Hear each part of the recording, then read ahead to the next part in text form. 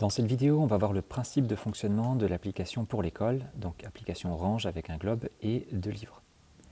Cette application permet d'envoyer sur un groupe de tablettes défini un document, un site web, une photo, une vidéo, quoi que l'on veuille, voire même une activité sur une application. Et ce document, cet élément va arriver directement dans les tablettes des élèves ou des chariots. C'est-à-dire que les élèves n'ont pas à se connecter à quelconque site ou à un espace de stockage ou à OneDrive ou à autre chose. Ils l'auront directement sur la tablette quand ils ouvriront la tablette. Le deuxième avantage, c'est que ces documents que vous envoyez, ils vont être synchronisés avec votre propre tablette. Donc tout ce que les élèves font à distance se retrouve directement dans votre tablette également. Donc voilà le principe de fonctionnement de cette application, pouvoir envoyer et recevoir très facilement des documents sans avoir à se connecter pour l'élève à quoi que ce soit. On fait un exemple plutôt rapide. Donc, on ouvre une classe. Dans cette classe, en l'occurrence ici, une classe test avec 5 iPads à l'intérieur. Je vais créer un nouveau devoir avec la petite pile de plus qui est tout en haut à droite. Et ce nouveau devoir, hop, alors si on l'envoie à des élèves qui ont leurs propres iPads, il n'est pas nécessaire de mettre la classe. Vous mettez simplement le nom du devoir, séquence 1, activité 1, etc. Si on l'envoie à un chariot d'iPad, il est préférable de mettre la classe. Donc, 405, mettons, séquence 3, activité 2.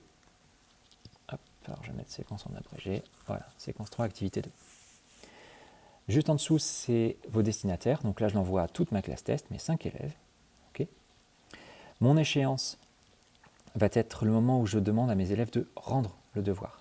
En l'occurrence, ici, pour ce devoir, je n'ai pas besoin de mettre d'échéance. Je ne veux pas qu'ils le rendent à une date précise. Donc je décoche échéance. Le terme d'en dessous est mauvais. Rendre, en fait, c'est le moment où vous allez envoyer le devoir. Donc moi, je l'envoie dès maintenant, mais si on veut, on peut différer l'envoi. C'est-à-dire qu'on peut l'envoyer à une date ultérieure et le devoir va automatiquement s'envoyer sur les iPads des élèves à une date ultérieure. On fera la démonstration dans une autre vidéo. Et je vais rajouter une activité. Pour faire simple, on va aller chercher un fichier.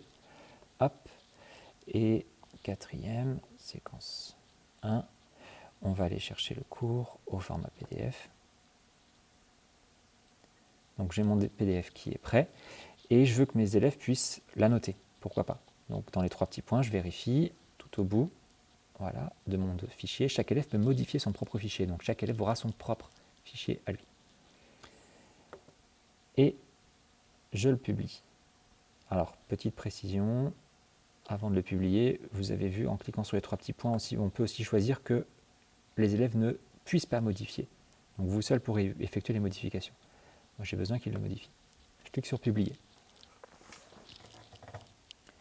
Le devoir est en cours de publication, ça met quelques minutes ou quelques secondes, ça dépend le temps en fonction de la taille du fichier. Et sur les iPads des élèves, cela donne ceci. Donc la publication est en cours. Et c'est maintenant actif. Voilà ce que ça peut donner sur un iPad élève. Donc du côté de l'élève va ouvrir son iPad, aller dans Fichier. Dans Fichier, dans l'emplacement iCloud Drive, il aura un dossier pour l'école. Dans ce dossier pour l'école, il aura l'ensemble des classes configurées, en l'occurrence ici, hop, il faut qu'il refasse la mise au point, uniquement ma classe test. Et puis, on va avoir les activités qui sont publiées. Donc là, j'ai ma activité 405, séquence 3, activité 2. Et mon élève a directement l'activité présente sur la tablette. Il n'a pas eu à se connecter à quoi que ce soit. Et là, il peut, vu que c'est un PDF, la modifier directement à l'intérieur.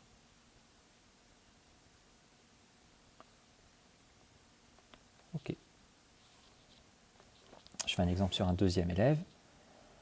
Fichier, iCloud Drive, pour l'école, ma classe, la classe test, et puis mon activité. Alors ça peut mettre un petit peu de temps à charger, voilà. OK. Mon activité est arrivée. Hop.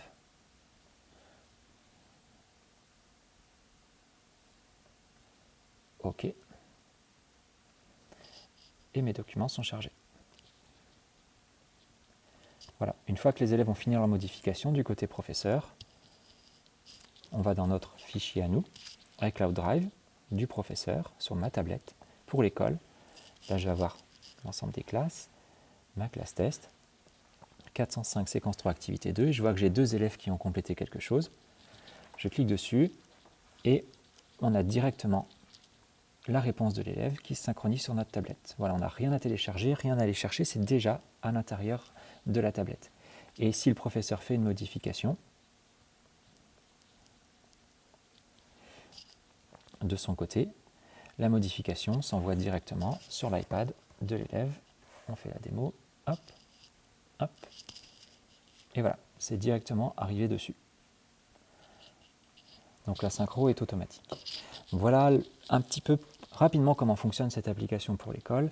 On verra dans d'autres vidéos comment envoyer des fichiers collaboratifs sur lesquels on peut mettre plus de choses, et puis comment retirer des fichiers qui ont été envoyés sur les tablettes des élèves.